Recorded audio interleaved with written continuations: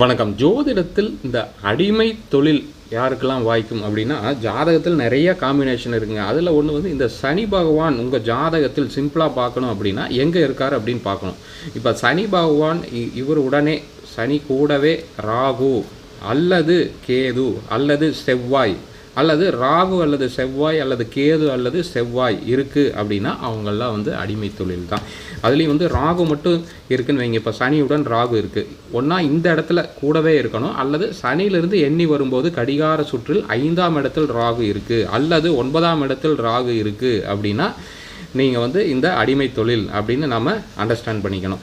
அப்போது தொழில் வந்து அடிமை தொழில்னால் வந்து ஒரு பாஸ் இருப்பார், அவர் கீழே வேலைக்கு போகணும். ஆனால் உழைப்பால் உயர்வாங்கன்னு அந்த பலன் இருக்குது. அது ரொம்ப வருஷம் ஆகும்.